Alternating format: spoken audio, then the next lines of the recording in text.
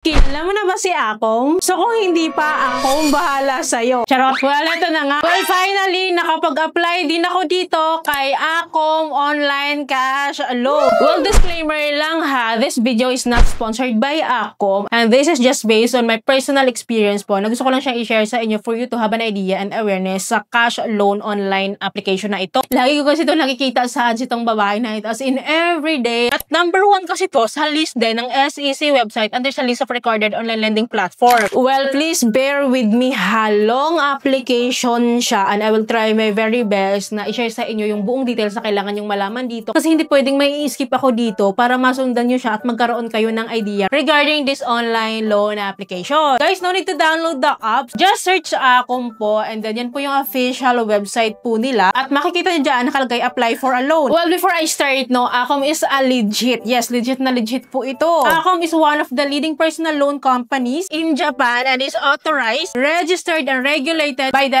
SEC in the Philippines. So, nagbibigay siya ng lower interest rate as low as 4.98% monthly to ha. At nagdi-decrease daw yung interest rate niya as the principal balance is down. Well, of course, don't worry, secure daw po yung data natin dito and NPC regulated po sila. At ang maganda po dito, no co-maker at no collateral needed. Well, alam nyo ba na nagpapautang po si Akong from 5,000 pesos up to 500,000 pesos. Depende po yun sa eligibility natin. Well, for the qualification, these are the things that you might consider para ma-qualified po tayo. So, una po, of course, nasa legal age po tayo, 21 to 65 years old. Dapat po, employed individuals po tayo. Dapat the working tenure tayo, that must be at least 3 months with net pay over 10,000 pesos. Monthly po ito ha. O diba kahit pa paano, 10,000 monthly is kayang-kaya po natin i-comply ito. So guys, again, kung tayo ay unemployed is hindi po talaga tayo pwede dito kasi meron pong mga requirements later po na hinihingi po sila which is employed individuals lang po talaga ang makakapagbigay. Well, another qualification is our contact information including our email kasi i-verify nila yun. Addresses, contact number, and then workplace contact number. Kaya kailangan po talaga employed talaga tayo. And one more thing guys, must be a resident of Luzon. Hindi ko po alam kung outdated ito kasi kapag nasa Philippines ka naman talaga nakakapag-apply ka rin. Visayas area or Mindanao area, try nyo rin po yan kasi time to time naman, nagbabago rin naman po itong si Akong. Well, ito po yung kailangan nating requirements na kukumpletuhin po para ma-offeran po tayo ng cash loan dito. So, number 1 is one valid government ID po yung kailangan natin i-provide. And then, proof of TIN or SSS number. Kung may TIN number ka, pwede na yun. Kung SSS number ka lang, okay na rin yun. Another po is the employment proof po, including the company ID, COE within 3 months. So, another po is the income proof naman. Kailangan po natin mag-provide ng payslip dito na latest din. So, lastly is the selfie po holding our primary ID. Well, bago ka mag-start dito, kung meron ka sa mga nabanggit na ito, i-go mo to. Kasi ako, sinubukan ko siya. Kahit outdated na yung mga papel ko dito, nag-proceed pa din ako. Pero kung ikaw is okay yung mga papers mo, kompleto ka, i-go mo yan. Kasi pure online application naman po ito. I don't think kung nagsi-CI sila. Kasi parang wala namang instruction na ganun. Well, hindi ko itong apply now for me to start the application. At dito po, no, tatanungin po tayo kung magkano po yung kailangan nating hiramin dito. At meron nga po silang minimum 5,000 up to 500,000 pesos. Pero dahil ako isusubok lang naman, so pinili ko po yung 5,000 pesos lang naman para mataas yung chance ko na ma-approvehan kasi maliit lang na amount. And then we need to input our email address dito. Kailangan legit na email address po talaga kasi magsisend po sila doon ng verification po na kailangan natin i-access yun para makapag-proceed tayo sa application natin dito. And then after po nyan, mag-create po tayo ng password here. Right after po dito sa baba, kailangan natin i-agree mga privacy policy and terms and condition po nila. Then after po nito, mag-advise sila na i-check down natin yung email. So right away naman, nag-email naman din sa akin and then i-click lang natin tong continue. So after po nyan, bumalik po siya dito sa Akong application ko po at I need to enter my password here na kinreate ko kanina. And then here po, formally, mag-start na po ako ng aking loan application. So kita nyo yan, hanggang 7 steps po no, yung ay pagdadaanan dito para ma-offeran nila ako. Well, to start the application, sisimulan po natin dito sa personal information part 1. So tingnan nyo na lang or screenshot nyo na lang. Then after that is the part 2 naman. Etong part 2 po is under po rin ng personal information pero kasama na po dito yung educational attainment tsaka addresses natin. And then dito sa baba is our house ownership din kung nagre-rent ba tayo or own, yung mga ganun lang po. And then include Including din po dito, landline number, phone number, madaming mga phone number po na kailangan natin i-provide dito. At sa pinakababa niya, kailangan po natin mag-provide ng TIN number po dito. Hindi mo kailangan i-provide yung UMID or SSN, GSIS. So, kapag nakapag-provide ka ng TIN, okay na yun. So, third process po natin dito is our work or business information. Kasi nga, di ba, ang requirements nila ito, employed tayo dito. Kailangan mag-provide din talaga tayo ng mga details dito. So, sa fourth process niya, hingi po siya ng another information dito, including the purpose of loan. So, wala naman pong maling sagot dyan. And then sa PR code, guys, ito yung kung saan daw natin nakilala or nakita si Acom, sino daw nag-refer sa atin. So, may mga choices naman. And then, dito sa baba is the borrowing method. So, kung saan natin i-disburse po yung ating kinash loan dito once po na-approve tayo dito. So, for you to have an idea, ito po yung mga ina-accept po nilang e-wallets or banks po. At gladly na lang nandito sa GCash. So, pwede po natin i-transfer doon. Well, after po nito, ipapa-review pala sa atin yung ating personal information part 1 tsaka part 2 kung tama na ba yun or kung may i-edit po tayo. Ngayon, kung tama naman, proceed tayo sa next, which is the fifth process na kailangan daw po natin i-agree yung terms and condition, privacy policy. If you want to read that one, guys, go read. Well, after po natin i-agree ito, dito sa baba, I need to input my signatory po dito. And then, sinubmit ko siya, guys. And then, sa step 6, we need to upload the necessary documents that they need, including our primary government issued ID. At may mga IDs lang po talaga sila na nire-require. Nandito po yung list nila. So, don't worry, may voter's ID naman dyan. May national ID. Picturean lang po natin yan, front and back. And then, dito sa baba, guys, nagre-require po sila ng ating company ID or COE. Ngayon, kung may company ID ka, picturean mo yan, front and back. Ngayon, kung wala naman, COE is good enough din. Next documents that we need to upload po is the latest payslip or the BIR form 2316. Kung wala kang payslip, pwede yung BIR form po natin 2316. Of course, kailangan daw po yung latest or yung updated po. And then number 4 documents that we need to provide is the proof of TIN or SSS registration. Well, here guys, hindi ko actually picturean yung aking TIN ID dito. Ang pinicturean ko yung aking TIN number na nakalagay sa back of my company ID. So, tinanggap niya naman. And then, sa ito ha, kailangan din po nila ng proof of bank, Paymaya, or GCash. So, meron silang example dito on how to do it. I-screenshot lang po natin yung ating account sa ating GCash, for example. And then, last documents that we need to provide is the selfie holding the primary government ID. Must be same use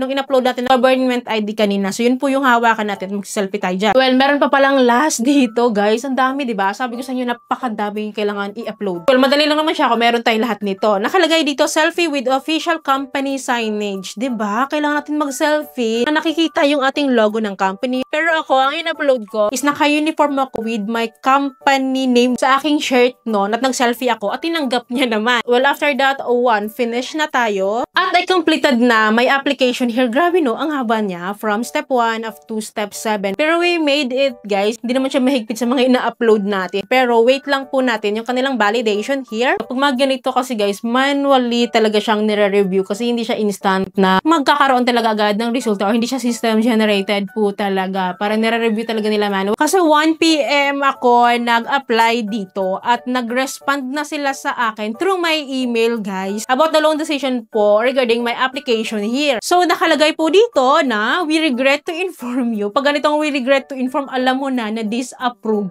ka. So, yes, disapprove ako dito. Decline daw po yung application ko. So, nakalagay naman dito, hindi daw nila pwedeng i-disclose yung specific details regarding the reasons of the rejection. But they are not closing doors naman. If ever na may chance ulit na mag-apply ako dito at qualified ulit ako, is pwede po akong mag-apply dito. Well, guys, try nyo itong si Acom kasi hindi naman porket na-reject ako is mare-reject din kayo. Pero at least kasi nagkaroon na kayo ng idea on how to apply. Binigay ko sa inyo lahat ng details na kailangan yung malaman at mga requirements na kailangan yung i-prepare para kahit paano hindi na kayo mahirapan in case gusto nyo or decided kayo mag-apply dito. But if I were you guys, try nyo. Baka ma-approve kayo dito. Try nyo lang. Lalo kapag mga employed kayo. Meron kayong mga latest documents na hinihingi nila. Try nyo po kasi talaga legit po talaga tong si Acom. Well, anyway, sino na-approve dito kay Acom? Paki-comment down below po yung experiences nyo po para aware din po yung iba nating viewers. Guys, don't worry. Palagi po akong mag-update sa inyo. Kaya dapat po nakasubscribe po kayo and click yung bell button para lahat po ng videos ko is updated and notified po kayo. So yun lamang po. Thank you po for watching this video. See you in my next video. Bye!